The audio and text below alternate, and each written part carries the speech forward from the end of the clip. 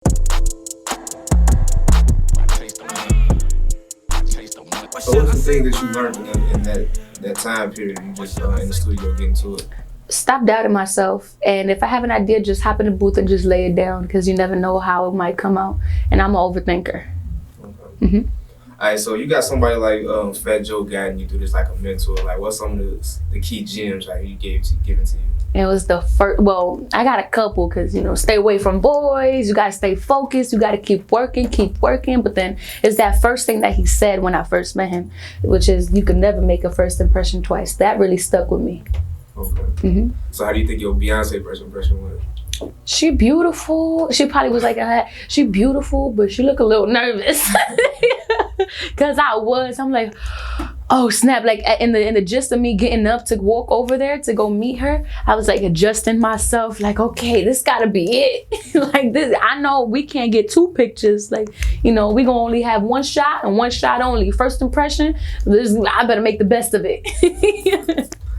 So now you say you recorded with Joe Savage. You was in Miami in the studio 3 months, right? Yeah. Straight. So before then, how was the recording process? The recording process was a little bit difficult because I was always limited with time. And I was always like limited with who I can work with and like what I can do and what I can say. And I was like 15, 16 when I like released my first project. And it was like a huge gap of me not releasing music, because then I was 17, I was 16, I was 18, and I was just getting older, and a lot of people was questioning like, yo, what are you gonna do with the music? Like, are you still making music? Are you still? So when I first got signed, it was like when people started taking me more seriously.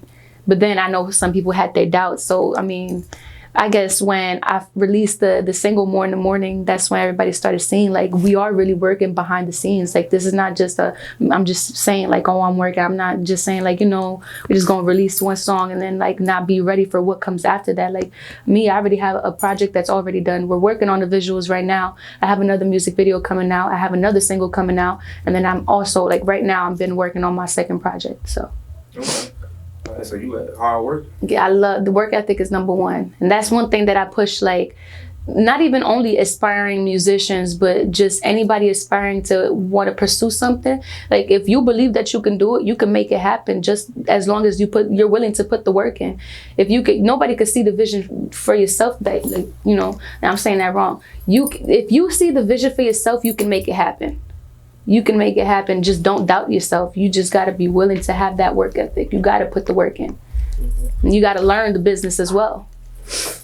Business. I'm glad you mentioned that, the business. So the music business is it's been a little shaky for a lot of up-and-coming artists. They don't really understand their process and learn the business. So what are some key things that you have taken away, like that you've learned by being in the business? Well, be careful what you sign on paper. Be careful what you sign on paper. Read everything that you're signing and make sure that you understand everything that you're getting yourself into. Okay. Mm-hmm. So how was that with Joe? Was Joe like, yo, he go this paper, go get a lawyer and do it, or it was like, how was that process? I mean, my uncle, he's my manager, so it's not like I was completely alone. But I made this decision myself based off the vibes. Okay. And like energy, I'm huge on energy, and I'm huge on I'm very observant, and so my intuition never lies. So I didn't the opportunity didn't just pop up and I'm like, oh, okay, I'm just gonna take it. I was really paying attention to what I was gonna get myself into. I was really paying attention to, what am I getting? What are we going to do together? I was just basically paying attention to everything, making sure that everything was right. So I don't get stuck, he don't get stuck, so we can all grow together. You just did the track with Remy Ma and Papoose. Yeah. Like, what's that whole family and that connection like? Has Remy took you on the Halloween and given you some game? So well, actually, I was told about the Golden Child song by Joe. One day he called me. He was like, yo, you gonna hop up in the studio tomorrow with Remy and Pap. I don't think Remy was there.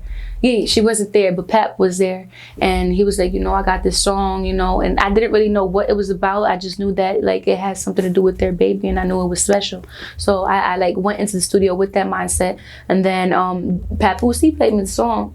And I'm like, ooh. So it only had his part and then the empty space. I'm like, I need to freak it and make it sound really dope to the point where like Remy could feel it and she could connect to it and want to sing it herself. So I was listening to it. I'm like, ooh, I heard your heartbeat. I heard your heartbeat. I can't wait to strap you down in that car seat. I was like, ooh, let me hop in the booth. Let me hop in the booth. I did that in like 5 minutes, and then I cut that little part like 30 minutes. You know, added the little harmonies and the verses and stuff like that. It was really dope. And doing the video was amazing. And we actually did part of the music video in her baby shower. Which was really, yeah. It was really dope. When I had the little polka dots, it was like an 80s theme. It was super cool.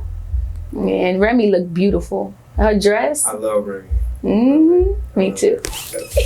She came in Chicago when I met her. It was great energy. I love Remy. I grew up listening to her. Oh, what, get it poppin', get it poppin'. Ooh. So Bronson in the building. Yeah. So I got